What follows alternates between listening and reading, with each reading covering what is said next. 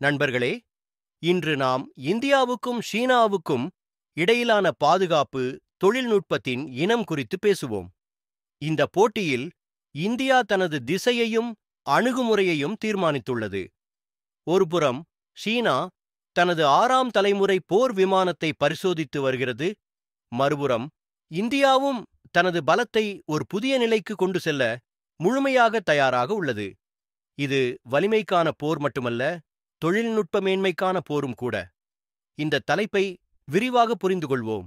சீனாவின் போர் விமான சோதனையும் உலகளாவிய சவாலும். சீனா சமீபத்தில் தனது 6ஆம் தலைமுறை போர் விமானத்தை சோதித்தது. இந்த ஜெட் விமானத்தில் மேம்பட்ட ஸ்டெல்த் தொழில்நுட்பம், செயற்கை நுண்ணறிவு, AI மற்றும் மின்னணு போர் திறன்கள் பொருத்தப்பட்டுள்ளன. சீனாவின் தொழில்நுட்ப விளிம்பின் முக்கியத்துவம். 1. திருட்டுத்தனமான தொழில்நுட்பம். இந்த விமானம் ரேடாரில் இருந்து தப்பிக்கும் திறன் கொண்டது. இதன் பொருள், எதிரி வான்வெளியில் நுழைவதன் மூலம் அதன் இருப்பை மறைக்க முடியும். 2. AI மற்றும் தன்னாட்சி அம்சங்கள். போர்க்காட்சிகளை தன்னிச்சையாக கையாளக்கூடிய செயற்கை நுண்ணறிவு அமைப்புகளை இந்த ஜெட் விமானத்தில் சீனா சேர்த்துள்ளது. 3. மின்னணு போர். இது எதிரியின் தகவல் தொடர்பு மற்றும் ரேடார் அமைப்புகளை ஜாம் செய்யும் திறன் கொண்டது. போர்க்களத்தில் ஒரு பெரிய விளிம்பை அளிக்கிறது. சீனாவின் இந்த தொழில்நுட்ப சாதனை குறித்து அமெரிக்காவும் அதன் நட்பு நாடுகளும் கவலை கொண்டுள்ளன. ஆனால் இந்தியாவுக்கு இது ஒரு சவாலாகவும் வாய்ப்பாகவும் உள்ளது. இந்தியாவின் தயாரிப்பு. AMCA மற்றும் தேஜஸ் மார்க் 2 இந்தியாவும் தனது திசையை முடிவு செய்துள்ளது. மேம்பட்ட நடுத்தர போர் விமானம் AMCA மற்றும் தேஜஸ் மார்க் 2 போன்ற உள்நாட்டு போர் விமானங்கள் பாதுகாப்பு தொழில்நுட்பத்தில் இந்தியாவை புதிய உயரத்திற்கு கொண்டு செல்கின்றன. AMCA இந்தியாவின் அடுத்த கேம் சேஞ்சர். AMCA மேம்பட்ட நடுத்தர போர் விமானம் இந்தியாவின் முதல் 5 மற்றும் 6ஆம் தலைமுறை போர் விமானமாகும்.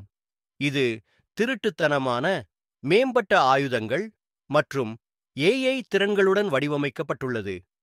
1. திருட்டுத்தனமான தொழில்நுட்பம். AMCA எதிரி ரேடார்களை ஏமாற்ற முடியும். ரேடார் உறிஞ்சும் பொருட்களைக் கொண்டு இது தயாரிக்கப்படுவது இதன் சிறப்பு. 2. ஒருங்கிணைப்பு. இது விமானிக்கு போர் உதவியை வழங்கும் அமைப்புகளை கொண்டிருக்கும். இந்த அமைப்புகள் தன்னாட்சி முடிவெடுக்க உதவும். 3. சூப்பர் குரூஸ் திறன். ஆஃப்டர் பர்னர் இல்லாமல் சூப்பர் சானிக் வேகத்தில் AMCA பயணிக்க முடியும். 4. உயர் துல்லியமான ஆயுத அமைப்புகள். மேம்பட்ட ஏவுகணைகள், லேசர் வழிகாட்டப்பட்ட குண்டுகள் மற்றும் மின்னணு போர்க்காய்கள் போன்றவை. காலவரிசை மற்றும் இலக்குகள். AMCA-இன் முதல் விமானம் 2028இல் திட்டமிடப்பட்டுள்ளது. இதற்கு பிறகு பெரிய அளவிலான உற்பத்தி திட்டமிடப்பட்டுள்ளது. தேஜஸ் மார்க் 2 புதிய நம்பிக்கை. தேஜாஸ் மார்க் 2 என்பது தேஜாஸ் மார்க் 1இன் மேம்படுத்தப்பட்ட பதிப்பாகும். இது MiG-21 போன்ற வயதான விமானங்களுக்கு மாற்றாக நடுத்தர எடை கொண்ட போர் விமானமாக இருக்கும். ஒரு புதிய சக்தி வாய்ந்த இயந்திரத்துடன் பொருத்தப்பட்டிருக்கும். இது அதிவேக மற்றும் நீண்ட தூர பணிகளுக்கு ஏற்றதாக இருக்கும். 2. மேம்படுத்தப்பட்ட ரேடார் அமைப்புகள். இந்த ரேடார் அமைப்புகள் மிகவும் துல்லியமாகவும் வேகமாகவும் இருக்கும். 3. சிறந்த ஆயுத ஒருங்கிணைப்பு. இதில் நீண்ட தூர ஏவுகணைகள் மற்றும் துல்லியமாக வழிகாட்டப்பட்ட குண்டுகள் பயன்படுத்தப்படும். 4. இலகுரக மற்றும் சுறுசுறுப்பான வடிவமைப்பு. அதன் இலகுரக வடிவமைப்பு போர் மண்டலத்தில் அதை மிகவும் சூழ்ச்சி செய்யக்கூடியதாக மாற்றும். காலக்கெடு. தேஜாஸ் மார்க் 2இன் முதல் விமானம் 2026இல் நடைபெறும் மற்றும் வெகுஜன உற்பத்தி 2029க்குள் தொடங்கும். சுகோய் 30 MK ரக விமானங்களை இந்தியா மேம்படுத்தி வருகிறது. ஒரு பிரம்மோஸ் ஏவுகணைகள் ஒருங்கிணைப்பு. பிரம்மோஸ் சூப்பர்சோனிக் குரூஸ் ஏவுகணைகளுடன் சுகோய் ஜெட் விமானங்கள் மேம்படுத்தப்பட்டு வருகின்றன. 2. மேம்பட்ட ஏவியோனிக்ஸ். சுகோய் புதிய ரேடார் அமைப்புகள் மற்றும் ஏவியோனிக்ஸ் ஆகியவற்றை ஒருங்கிணைக்கிறது. இது மிகவும் ஆபத்தானது. மூன்றாம் ரஃபேல் போர் விமானங்களின் பங்கு. ரஃபேல் போர் விமானங்கள் இந்திய விமானப்படையின் பலத்தை அதிகரித்துள்ளன. இந்த ஜெட் விமானங்கள் துல்லியமான தாக்குதல்கள் மற்றும் பல பங்கு போருக்கு ஏற்றவை.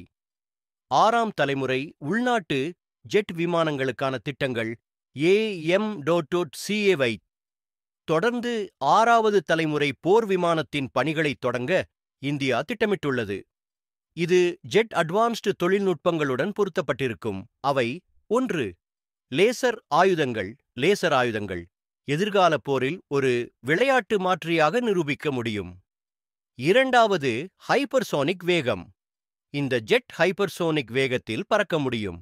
இதனால் எதிரியின் ரேடார் அமைப்புகள் அதை கண்காணிக்க முடியாது. 3. ட்ரோன் திரள்திறன். ஒரே நேரத்தில் பல ஆளில்லா ட்ரோன்களை பயன்படுத்தி எதிரியின் பாதுகாப்பை பலவீனப்படுத்துதல்.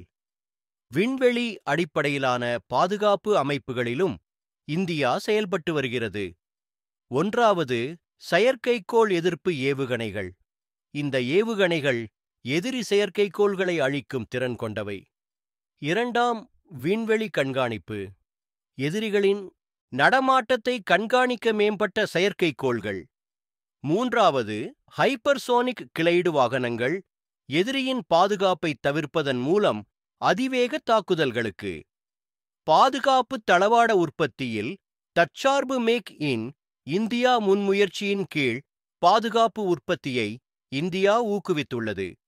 இந்துஸ்தான் ஏரோநாட்டிக்ஸ் லிமிடெட் (SAL) மற்றும் தனியார் நிறுவனங்கள் இணைந்து போர் விமானங்கள், ஏவுகணைகள் மற்றும் பிற அமைப்புகளின் உற்பத்தியை விரைவுபடுத்துகின்றன.